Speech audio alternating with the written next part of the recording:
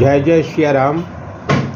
जय रघुपति जन मन हारी, सीताराम सीताराम। जय रघुपति जन मन हारी, सीताराम सीताराम। आज विश्वामित्र जी जब भगवान राम को लेके गए ताड़का आदि का वध कराने के बाद सुबाहु आदि का भी वध कराने के लिए चलते हुए मग में विश्वामित्र जी ने अनेकों राक्षसों को नाश करके और ब्राह्मणों को अभय दान प्रदान कराते हुए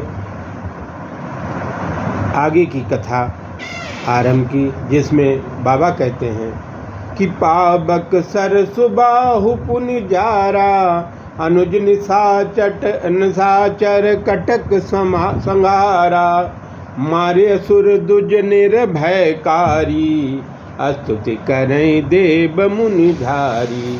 फिर भगवान श्री राम ने आग्नेय बाण से सुबाहु नामक राक्षस को मारकर भस्म कर दिया। शेष राक्षस सेना को छोटे भैया लक्ष्मण जी ने संहार किया।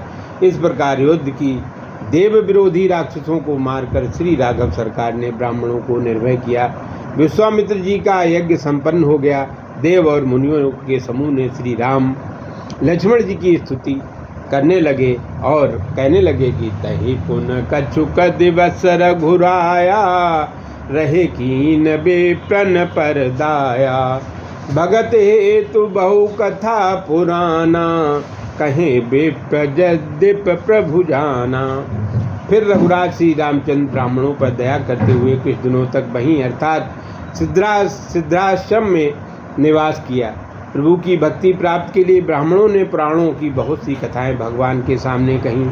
यद्यपि प्रभु श्री राम उन कथाओं को जानते थे, फिर भी ब्राह्मणों के सम्मान के लिए उन्होंने उनके द्वारा सुनाई गई कथा को सुना। तब मुनि सादर कहा बुझाई, एक चरित एक प्रभु देखें जाई, और धनुष यज्ञ सुन रघुकुल नाथा, हरस चले मुनिवर के साथा। जब प्रभु श्री राम ने अवध जाने के लिए विश्वामित्र जी से आज्ञा मांगी, तब कौशिक जी ने आदरपूर्वक समझाकर कहा कि प्रभु मिथिला चलकर और एक चरित्र देखा जाए, अथवा मिथिला में आप एक और चरित्र देखा जाना है।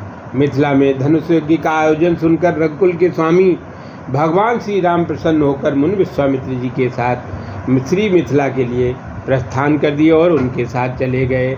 आश्रम में एक दीख मगमाई, खग मृग जीव जंतु तहि नाही, पूछा मुनि शिला प्रभु देखी, सकल कथा मुनि कही विशेषी, सकल कथा कही मुनि विशेषी।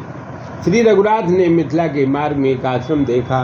वहाँ पर पक्षी मृग मनुष्याद बड़े जीव कीड़े मकोड़े आदि सभी प्राणी भी नहीं थे, परंतु श्री राम ने उस आश्रम में नारी के आकर एक पाषाण की शिला देखी और ब्रह्म ऋषि विश्वामित्र जी से पूछा। विश्वामित्र जी ने उनकी संपूर्ण विशेष कथा श्री राघव जी को बताई और सुनाई। और गोस्वामी बाबा कहते हैं, गौतम नारी श्राप बस उपल दे धर धीर, चरण कमल रज चाहती, कृपा करो अवधीर।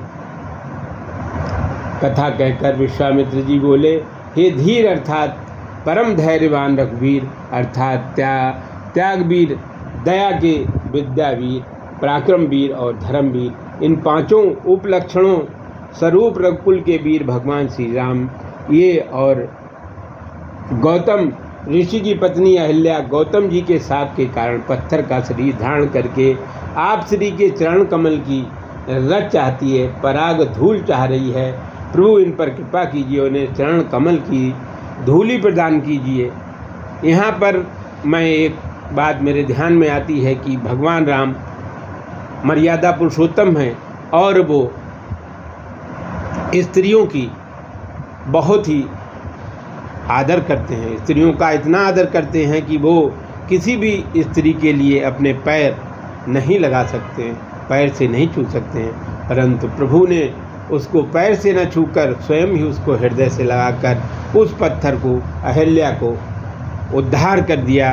जय जय सीताराम बोलो, जय जय सीताराम, जय सीताराम बोलो, जय जय सीताराम।